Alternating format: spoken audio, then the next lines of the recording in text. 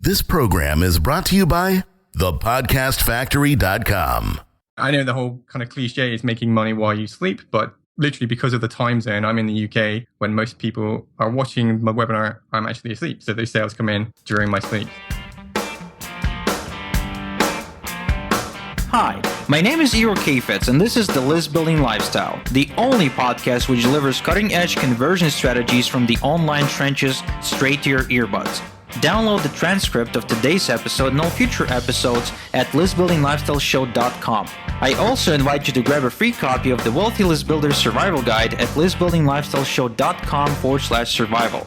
And now, once again, it's time to claim your list building lifestyle. Welcome back to another edition of the List Building Lifestyle with your host, Igor Kheifets. And today I'm hosting no gurus and no, super accomplished marketing veterans or anything like that. Today, I'm speaking with my friend Richard Legg, who's well-to-do and secure. However, the key difference between Richard and other quote-unquote gurus is that he actually lives the kind of life that everyone wants to live. So if you've been online for more than 2 minutes, you've probably seen all these videos where people tell you, hey, I'm spending most of the time with my family. I make money on autopilot. My life is amazing. I spend lots of time with my kids, and my life is all about freedom and not business and blah, blah, blah, blah, blah. Well, the truth is that 99% of the time, that's bullshit. It's simply not true, because if anyone is making, $1 million or more a year, usually they have to hustle for it. They have to work 16-hour days. They have to manage teams. They have to come up with new offers and products. They just have to do all that stuff. Otherwise, the business won't produce that much money. Now, Richard, on the other hand, has been consistently pulling multiple six figures every single year while spending the lion's share of his day with his family. In fact, I don't think you work during the summertime, Rich, because your kids are not in school and kindergarten. Yeah, that's pretty much true. I mean, I still check in. Obviously, I'm not totally removable from the business. But yeah, for me, the business is kind of a means to an end. It's, it brings in the money, but it gives me the freedom then to spend with my family, be at home with my kids, watch my kids grow, take them to school, pick them up, and just be there for them, really. Wow, that's incredible. I mean, I remember experiencing lots and lots of anxiety and anger and guilt over the fact that when Erica was born, the first month she was born, I doubled my income. Now, obviously, when you double your income, guess what happens? The responsibilities double as well. So we run into all sorts of issues, and I didn't have a big team to share the workload with me. So basically, the first year, I didn't get to spend much time with her. And not that she missed me, of course, because all she was doing is, eating and pooping and sleeping. But I was like, is this going to go on forever? Will I ever be able to spend time with her? And that's been a major issue for me, when I became a parent. Now, you, on the other hand, ever since I've known you, you've been you've been laid back. You've worked very little, and you've always made enough money to keep food on the table and, to do everything that you want to do with your family. So do you mind sharing your story, and how did you end up building an automated business like that? Yeah, definitely. So I guess it goes back a while now. I've been doing this about 10 years or so. But I got started when I was in university. I was studying for a physics degree. Didn't have much money growing up. So I had to work part-time during my degree. I ended up working like 20, 30 hours in just like a local sandwich bar while I was studying full-time as well. So that got pretty intense. So between college and the part-time job, I was doing 60, 70 hours a week. And, it's a minimum wage job, not much fun. So I started messing around. I've always been interested in computers and the internet. And at that point, I started trying to find a way to make some extra money online. I think it'd be easier. Didn't go too well at first. There's a lot of, back then at least, there was a lot of like pyramid schemes and like almost like MLM chain letter type stuff, which got my first PayPal account banned. But eventually I stumbled on info product creation and affiliate marketing. And I started doing some of that, started building a list, which, you preach is kind of all important. I was doing affiliate marketing with the list and started creating my own info products. And so I was kind of learning as I was going, making mistakes as you do. But it got to the point by the end of my physics degree, I was able to replace the part-time job salary and have some extra kind of on the side as well. So the following year, I did a master's degree. We moved back to London. I did a one-year master's degree. And again, I was building the business up the whole time. And I got to the end of it. The end of my master's degree in physics, one of the professors said to me, hey, Richard, there's this really great job out in Stansted, which I don't know if you know London. It's like kind of an hour outside of London. And you get paid $16,000 a year. And he was really excited about telling me about this opportunity. I'm like, 16,000. I'm like, man, at that point, I was married to my wife. and we'd been married about a year at that point. But I wanted to have kids, I wanted to have a family, I wanted to have a nice home, and it was like, I can't do that on 16,000 a year. So fortunately, I was still working on the internet business at the same time, and it got to the point where I was finished for university and I had made my first 6 figures online. So I kind of said to my wife, look, I think I can make a go of this. And I have an amazing wife. She's completely supportive. And obviously she sees all the money going as well. She's like, yeah, totally go for this. So I was able to kind of go straight from university full time on into the internet marketing world because I built it up as I was going along. I realized I was quite fortunate. Not everybody else is in that place because they start off with a mortgage and kids and everything, all that. To begin with, they have a lot more responsibility. But basically, I started doing that and building my own info products, creating more products, doing more affiliate marketing. And about 2 years after that, our first son was born. And up until that, the business for me, because it had been doing relatively well for someone who's like 24, 25 at the time, it kind of was more like a game almost, where I just wanted to see how many points I could score. Basically, every dollar was a point in my PayPal account. So that's kind of my motivation to begin with. But once our son was born, it was much more, okay, I have something that a lot of people don't have, and that's the ability to be home and be with my kid and watch them grow and be a real part of their life rather than getting up at like 6 a.m. commuting and getting home just in time to tuck them into bed. So I made a conscious effort then that I wanted to work the hours that allowed me to be a good dad and not just be working 24/7 hustling as all the gurus like to say. So I'm a big proponent of kind of systems and automation. And I think a lot of that comes from my physics background. I like to experiment with things and make things as efficient as possible. So I started building my business in such a way that I could automate as much as I could. And one of the things that really helped me with those is through automated webinars. Anybody listening to this, they've probably seen a webinar before, kind of like an online teleconference call where you go in and someone does a presentation. Typically, they present an offer or pitch at the end. And I started building automated versions of those. And once we moved back to the UK, this was really important for me because the target market is still very much in North America. So most of my audience would be based in America. And to do webinars, you typically want to do them in the evenings. So being in the UK, that would mean being up at like 1 or 2 a.m., do a webinar presentation. And that just didn't fit with my lifestyle at all. So with the automated webinars, I'm able to set those up and they run like essentially on autopilot 24/7. So I've had webinars running every day, literally every hour of every day for the past almost 4 years now. And I know the whole kind of cliche is making money while you sleep, but literally because of the time zone, I'm in the UK when most people are watching my webinar, I'm actually asleep. So those sales come in during my sleep. So it's been a massive boost for my business just to be able to do this. And it's given me the flexibility and the freedom just to spend that time with my family as well, which for me is the most important thing. Wow, that's insane. Of course, your journey sounds really, really, like when you sum it up like that, it sounds like you just went from nothing to making 6 figures very, very quickly. But I'm sure there were challenges along the way. Now, what were some of the challenges you've faced with the creation of the automated webinar? I think the biggest thing for me was putting the work in initially, because I'd say for a regular webinar, you can kind of put it together and then present it. And then I don't say there's very little you need to do, but once you get the presentation created, like in a PowerPoint, that's it. You can just go on then live and do the presentation. With the automated webinar, there's kind of a lot more initial work to set it up. And particularly one of the things that's really important for getting as many sales as possible and maximizing conversions is having some kind of scarcity tied into the offer. It's one of the biggest motivating factors for people to take action.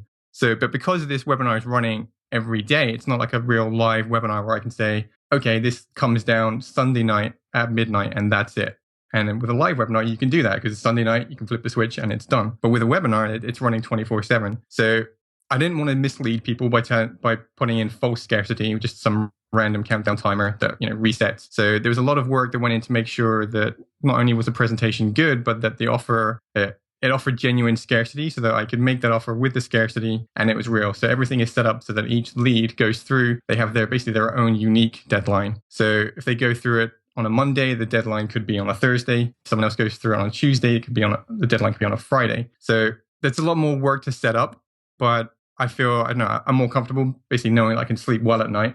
Knowing that I'm not misleading people or lying to people. And so, there's definitely a lot more initial setup work. But the thing is, like I said, I have a webinar running every day, every hour of every day for the past 4 years. So for me, even if it took 2-3 times as long to set up initially, the long-term payoff is just a complete no-brainer for me, really. Wow. Well, as somebody who's doing webinars occasionally, I'm not big on webinars. I really don't like doing them because, like you said, I have to do it, during evening time, US, and That means like in the middle of the night for me. And my wife ain't happy about that. And then the next day is just all messed up for me. Of course, because my biological clock can't really handle it anymore. I'm almost 30 now. So, I completely get where you're coming from. I see why it's really not a big deal to put in more work at first so you can have this automation. And you've had this automation now for 4 years. So, work once, profit for a decade or half a decade. It's great. Now, many of our listeners aren't technical and they never done a webinar before. They've been to webinars and they're probably going to like weekly webinars with their team. So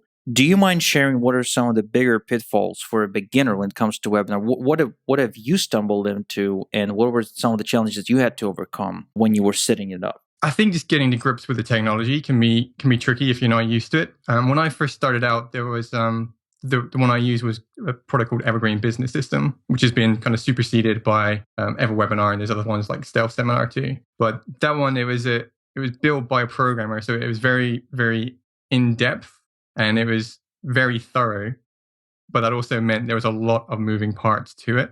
So I think it's like anything where there are too many moving parts. It's easy if one of those parts is out of place, then the whole thing kind of falls down. So the technical side of things can definitely be something that's kind of a stumbling block. I think with a lot of the newer softwares that are out there, they've made this a lot easier. And a lot of them come with pre-made templates and all that kind of stuff. So you can create all the pages you need to, where you just edit the pages as if you were editing a text file. So that makes it a lot easier for people. But yeah, I think the technology is getting the technology working is one of the main pitfalls. And I think getting the right offer, this is true for other webinars too, but making sure your offer is something that people actually want to purchase, and getting the follow-up sequence as well in place. A lot of people I've seen go to try set up an automated webinar and they just throw up a video and they think that's their automated webinar. But the thing is, what I try and make sure that I do is that I'm modeling a live webinar as much as possible. The webinar is a great sales tool. It's one of the best tools for making sales that I've ever come across. But the key with an automated webinar is to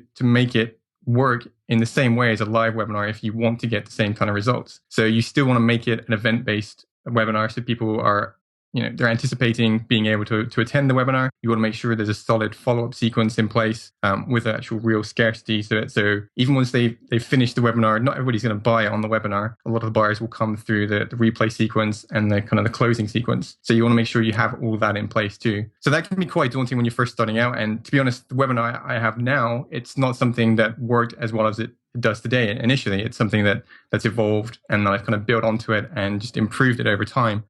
So yeah, there are a lot of different moving parts to it, and that can be tricky. But the way I recommend people do it is just get something up there first, and then you can see how well it works. Then you can adapt it and model it or evolve it to model something that's working better. You don't have to get it perfect first time. Just get it up there and then improve it as you go.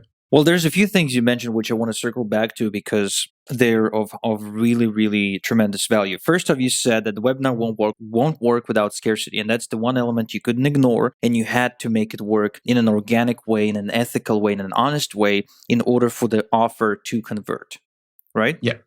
So that's important. So scarcity, we've spoke about scarcity many times on the show. I devoted a specific episode to scarcity. So guys, make sure you go back and listen if you still haven't learned the reason why everything you sell has to be scarce. You simply won't work other way around. Now, the other thing you mentioned is that offer is key, which means if you're selling something that people don't want to buy, you can put on scarcity, you can do a really slick webinar, but they simply will not pull out their credit cards. So what's your thinking process? What's your thought process on developing an offer? What do you feel people are looking for in our industry? Like how does that work? So typically, yeah, you can look at what's currently selling already. There's a lot of marketplaces, particularly in our industries like Warrior Plus, JVZoo, ClickBank to an extent as well. So you can see the kind of offers that are selling. One thing I've found, particularly in the internet marketing or make money online market, is people want shortcuts as much as possible. They want the dollars falling in their lap without having to do anything, which isn't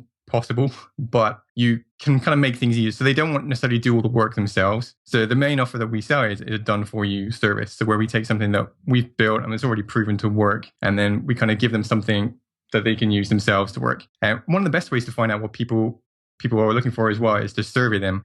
They won't always tell you exactly what they want. Sometimes they'll tell you what they want, but what they actually need is something different. But as an example, I just actually did a kind of a mini survey to my list just this week, actually, and I posed a question, what would you prefer, to be able to, have the trainings to learn how to do everything yourself, or just to have someone else do it for you, and then kind of pay a premium based around that. And I kind of thought that the done for you was going to be the winner, but the results were astounding. That 95% of people who responded chose the done for you option. That was what they would prefer. So right there, that's a great indicator of something that people will want, and kind of just validates what I'm thinking. People want the done for you service, because there's no shortage of information online, particularly now. I mean, when I started, it was a lot different, but now there are so many people, there are so many new product launches every single day. There's no shortage of information, but it's the implementation, which I think holds people back. And so offering something like a done for you service, it kind of takes away a lot of those extra steps for people and gives them something that they can use as well. And the benefit of that is why it's often something that can get people results quicker. And so that helps me when I'm selling something, knowing that people are able to use it and able to get results with it. Otherwise, it can be quite disheartening to sell an information product and know that, X amount of people are just going to leave it there on their digital shelf, just kind of gathering dust. So yeah, surveys are a great way to kind of find out what the market wants. And obviously, you can start with lower priced offers as well and see how that goes, and then kind of evolve into a bigger package. So I didn't start off selling $2,000 packages. My first, info products were like $10, but it's something you grow into over time. Well, I never shared this, but one of the first affiliate marketing successes I've ever had was placing your product, the instant traffic shortcuts banner ad, on my thank you page. So when I developed my first $7 product, which was called marketing leverage or something, or affiliate leverage or something like that, something stupid, trust me. I sold it for $7. I didn't have any upsells, and I had the download page. I wasn't even building a buyer's list, believe it or not, but I was just, I just put people on the download page after they paid me with PayPal, and then I had your banner ad, which basically was a traffic product that taught how to sniper launch or launch snipe, where you put up like a very simple WordPress blog for a low competition keyword. And that's how you drive some traffic and make some sales, as long as you target the buyer keywords, right? So believe it or not, I was converting to your product about 60%. So 60% of the people who purchased my $7 offer ended up purchasing your $9.99 offer as well. And that was tremendous for me. I think I made like 30-something sales over a course of 40-something days. And that was unreal. I mean, I never experienced such success. And this allowed me to reach out to you for the first time because, I put you on the pedestal at the time because you had, an amazing product. You had testimonials from guys like Jit Upal and others, So you seemed like a huge guru to me. And I remember emailing you and I'm like, hey, Richard, name is Igor, and I sold 30-something copies of your product. I was hoping you could reciprocate by promoting my product to your list. And, you said yes, and you promoted, and you made like 11 sales when you blasted to your list. That was like one of the most memorable days of my career. Man, this is, now that you're kind of sharing these stories, for some reason, just comes up for me. Yeah, I mean, it's great. I mean, it's going back a while, but yeah, I think that's how we kind of got in touch first. And yeah, I mean, the whole thing with that as well, that's another kind of strategy to the automation side of the business, or is finding ways that you can network with other marketers and kind of cross promote each other's stuff and integrate offers in different download areas and stuff like that. And that's been one of the keys to kind of building the webinar that I have, is just finding other people who want to share the offer that I have. I mean, the great thing about it is because it takes a lot of work to produce, there are not that many people who will go through the effort of producing their own automated webinar like this. So, but at the same time, they still want some extra income. So a lot of people are happy to promote my webinar for an affiliate commission, because then I've done all the work, the hard work, get things set up, and they just basically have to put a link on their download page. And they may not get as much as if they did it themselves, but they could still get some money. And a lot of people are just happy to throw that in there and get some income from that. Dude, but you're paying great commissions. Come on. I mean, most people can't even dream of that. You're paying, I think, $400 a sale. Yes, it's 400 on or 800 for a larger package. And yeah, and the thing is, I want to reward the affiliates. The way I think about it is, if the affiliates are happy, they're going to promote more, which means more, revenue long term for my business. So I could, skimp on the affiliate commissions and make some money, but I'd rather have 50% of a lot rather than 90% of very little. So it's just one of those kind of strategies that I use, is try and get people promoting, make sure they're paid well, make sure they're happy, and they're going to keep promoting. We've had some affiliates who have kind of integrated the offer and they've had it in for like 3 years. So they don't send a huge amount of traffic all at once, But over 3 years, a couple of visitors every day, that adds up. And then you get, a nice commission check each month. I get kind of regular subscribers added to my list, regular sales. And yeah, all you need to do is kind of duplicate that with a few people, and then you've got a pretty consistent source of traffic and revenue coming in. And again, I don't have to keep doing webinars for every single person, one webinar a week, even whatever. It's all on autopilot. So the one thing I would say about automated webinars is that typically they convert at a lower rate than a live webinar, because you too miss that live interaction that you have on the call. So for questions and answer sessions, you can really do that very well with an automated webinar. You can have kind of someone attending a chat that you can kind of fill out that way, or but if I'm sleeping as well, I'm not going to be on the chat. So there is a lower conversion rate overall, but I've found that the upside for me is that I don't have to be on there at all. So any conversion rate, it's a good conversion rate if I'm not on there. So yeah, that's just one thing to bear in mind. It's not always the same as a live webinar, but if you've got webinars running every single day, it still kind of takes care of things. Well, so what you're saying is you've done the work once, you developed an automated webinar, you have other people drive the traffic for you, and you don't have to buy advertising, so it's all free traffic. You only pay them if they make sales, and you pay them good money while still having enough money left over for you to profit comfortably and be a great dad and provide for your family. And you do all that while your list goes on autopilot. Is that true? Yeah, that's pretty much it. So I mean, it's quite the machine now. I think I've got in place. That definitely took a lot of work to get there and to improve it to the point where it is. But now I know that I have something that works, so it's a lot easier to go out to other people and say, hey, this person here got these results with it. Would you be interested? And even with terms of customers, I know customers have got results with it, so I'm able to kind of tweak the webinar and feed that back in. So now I have that social proof to add to the presentation. So that helps the conversions even more when they can see that other regular people have used it and made sales too. So even though I did the setup work once and there's a lot of work, it's still kind of constantly evolving. I'm trying to improve it. And one of the things I do as well is with the follow-up sequence. So after someone goes through the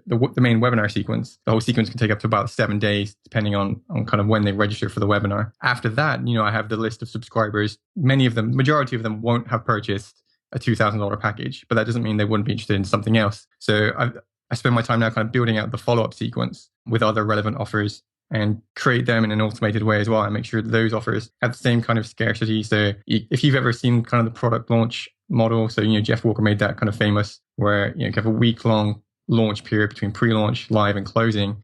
And obviously there's that kind of huge push towards the end. So again, I try to model that, but in an automated way, so that every lead who goes into the webinar also goes through that evergreen product launch sequence at the end. And every product that I add to the end of the follow-up just adds more and more revenue to the overall funnel. So with each product that I add, the revenue per lead that comes in increases. And the good thing about that is, well, when I do kind of broadcast promos, so if there's someone I'm promoting, rather than have the automated follow-up, I'm just doing a regular promotion, like a broadcast blast to my list. If I find a product that works really, really well in that context, then I will take that and kind of switch it around and turn that into an evergreen follow-up promo that I can add to the back-end sequence as well. Because typically most product launches will have a finite end date. So, it could be Sunday at midnight, this product closes. But then you can model that in an evergreen way and have that in the follow-up sequence again. So there's still a finite period for each lead to take action. And again, it's that scarcity, which just really helps conversions. But I'm building the sequence as much as I can, knowing that each product I add is going to add more revenue to it.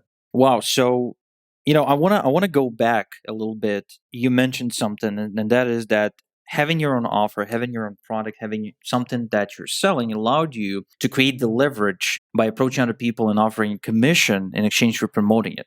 So that, of course, became the primary traffic source for your business. And you basically have all these people send you traffic daily, and you don't have to worry about it. So there's a big secret to success in this industry. I mentioned earlier that my first affiliate success came from putting your product on the back of my product. Now you're saying that creating an automated webinar offer allowed you to have all these other people go to work for you and get paid when they make sales. And this is actually one of the reasons why, people kind of skyrocket to superstardom. They all create their own products. They all create their own offers. And by doing so, they not only position themselves as experts. Like I said, when I first saw your sales page and I never heard of you before, I was like, oh man, this guy seems super pro. He has testimonials. He's got income proof screenshots. He's got this long sales letter like all the gurus have. He must be super out there, But the reality was, you're just a guy, just like me, who were a little bit ahead in the game. And, the persona that this offer created for you, in my mind, was this amazing guru that sits on the top of the mountain.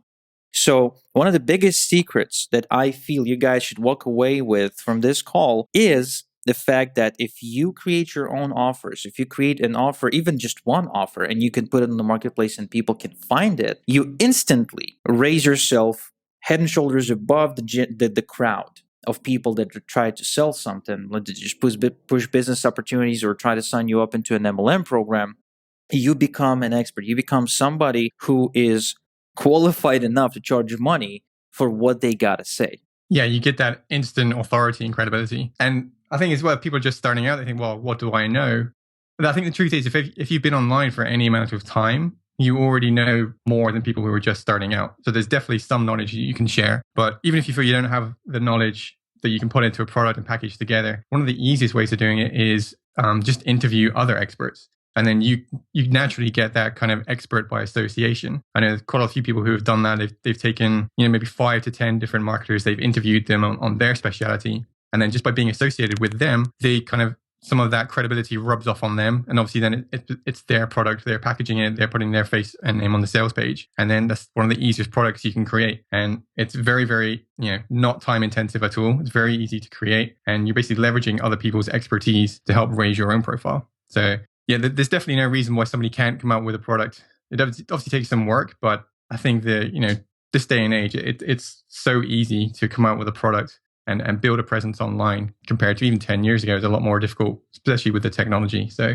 there's nothing to stop people going out there and finding just 1 or 2 people to interview. And then even if you feel you have to give it away for free, if you feel you can't charge for it, just having your name out there on a product, it goes a long way to establishing that credibility. And like you say, other people are going to look up to you. People who are just starting out, they haven't got a clue. They see you, your name and your picture there, and you have a product and a sales page. And yeah, it just makes them see that, okay, this person knows what he's talking about. They know they're going to trust you. This is so key. This is so key. And, creating a product might seem like the easiest thing in the world for you and me. In fact, I'm interviewing right now, right? I can package this into a product and call it something on the lines of automated webinar, the introduction to automated webinars. Easily can sell this for $47. But, when I started out, I was in the same situation as you were, as all the other people are, and I didn't have any credibility going on. I didn't have enough experience to put, my own product together. So that's exactly what I've done. I went out and I interviewed people and I consumed other people's information. I packaged it as my own words. My first report that I sold successfully, the one that I sold and then offered your product on the back, that was just a 13-page PDF report, which, I plagiarized from, Ape and Pagan, Frank Kern, and Ryan Dice collectively. So, I just delivered that in my own words. So that's one of the principles of success in this industry. It's very common. You see it everywhere if you know what to look for. Guys like Anik Singhal, Jim McKim, pretty much everybody, they all have done it. In fact, Frank Kern did it as well. I think he went out to interview somebody and then he transcribed the entire conversation and read it out loud or something to a microphone and packaged it as a product on parrot training or something like that, like some weird niche. So here's the point. While to guys like you and me, right, it might seem easy. And we got this curse of knowledge, if you will, about creating products because we've done it so many times. For a beginner, this ain't easy because of the mental element, because they don't feel they're qualified. They don't feel they're allowed to. But the reality is there's nobody that can stop you from creating a product, and there is no one's permission you need that you might need, to create it. So when you were creating the instant traffic shortcuts, your first successful product, what was going through your head? How did you overcome this barrier? I think for me, that wasn't actually one of my first products. So I think that one was a little bit easier for me. But when I first started out, the first thing that I ever kind of really created, it was a free report. So I created a free report based on what I was doing to get some affiliate commissions. So I didn't feel at the time that I could charge for my report. So I had a free report, which I gave away. And then once someone signed up for that, I had a special offer for a collection of resale rights products. So there are a bunch of products that other people had created and they'd licensed out. So I paid a fee. And in return, that gave me the right to be able to sell these to other people. So that's how I kind of built my first site, was creating a free report based on something I was doing, something I knew about. And then I monetized it by using other people's products that I had bought the rights to. And this for me was a great kind of segue into it because I didn't have to create my own product and then worry, oh, what if people don't like this? And, I don't want people asking for a refund if it's rubbish, whatever. So I could actually give it away for free to get that subscriber onto my email list and feel, okay, well, if they don't like it, at least they've not paid me for it. And, it's the free thing. But then I had other people's products, which I thought, these are good products. I can sell these. And then that was fine. So that was a way for me to build a list and monetize at the same time. And then when it came to creating like the instant traffic shortcuts, that one was based on mostly my own proof. So I'm a big believer in using proof as a sales tool. And I don't like creating stuff or selling stuff unless I know that it works. So typically most of the things I've created are based around methods that I've used myself. So I know that it works. So I can feel comfortable selling it. I'm not just kind of rehashing theory and throwing something out there just to make a quick buck. So with the traffic product, it was based on the things that I was doing. So I kind of documented the process. I took screenshots of the search engine rankings I was getting, took screenshots of the affiliate commissions I was getting as a result of that. And so in a way, it was relatively easy to create the product based around that because I was just explaining to people what I was doing. So I used a program, Camtasia, which records your screen. So I would go through the process of what I would do to set up one of these sites and start getting some links to it and start getting some traffic to it. And so it's a very, very simple video. It's about 90 minutes total kind of video training, goes through the whole process. So in a sense, that was a really easy product to create because I was just showing people what I was already doing. And then even with the sales page, it's a case of showing, well, here's what I've done. Here's the proof that it's worked for me. And then as more people used it, I got feedback and testimonials from them that it worked for them too. And I was able to update the sales page with those testimonials. But at the very basic, it was just a video showing what I was doing. And the sales page showed the results that I'd got with it. So that's kind of all you need to start out, really. It doesn't have to be a big, huge product with lots and lots of proof and testimonials. You can add those things in over time as you get it. And I think the key is just to get something up there. You don't have to wait for it to be perfect before you get it live. You don't have to get it right. You just have to get it going. As my friend Dan Hockman says. So, cool. Rich, one last thing. There's so many people listening to this show that they've got access to traffic. They're marketers. They always love to make money with affiliate programs. So where can they go to sign up for your program? Because I know it's a private program and you manually improve each and every applicant. So where can they go to apply, and what do they need to tell you in order to get approved? So yeah, if they wanted to kind of promote the webinar, you can go to 100kjv.com. So that's 100k and then jv.com. And that will take them to the kind of registration page. They can get in touch, tell us a little about how you intend to promote. Like, do you have your own products or how are you going to do it? If you're going to send a bunch of traffic from AdFly, then don't bother applying. But if somebody wants to go through and actually see the webinar as well and see the process as well, if you go to igorwebinar.com, I just registered that domain so people can easily type that in and then go to the webinar registration page. So you can see the webinar, see how I set things up, watch the presentation too, and kind of get a feel for how an automated webinar works and how kind of the evergreen kind of scarcity and stuff like that works as well. Oh, wow. Thank you. igorwebinar.com to see the webinar, and 100kjv.com, that's 100kjv.com to sign up as an affiliate and make $800 or $400 per sale. Guys, per automated sale that the webinar closes for you. Easy money, trust me. I've been a member of Richard's program. I don't think I've been promoting lately, kind of moved into a different direction. However, I remember there was one other thing that you're doing. Do you still do the whole affiliate bonus thing where if you make 5 sales or 4 sales, you throw in another one for free? Yes, if you make 5 sales in your first month, you get a 2,000 cash bonus. See? So this guy's too generous. Too generous. Happy affiliates. Yeah, I mean, regular affiliates. It's like affiliate Christmas over here. Yep. So, Richard, thank you so much for taking the time out of your not so busy day to do this with me. Thank God for school, right? So we had time to sit down. I appreciate you doing this. Thank you so much for sharing. And until next time we talk, have a good one. You too. Thanks a lot, man.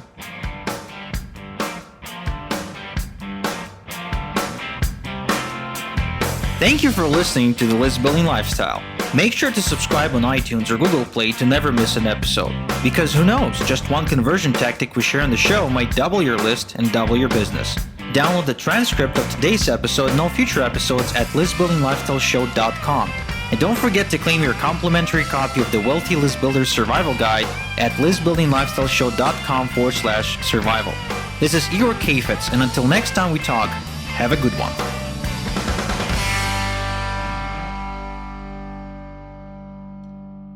This is thepodcastfactory.com.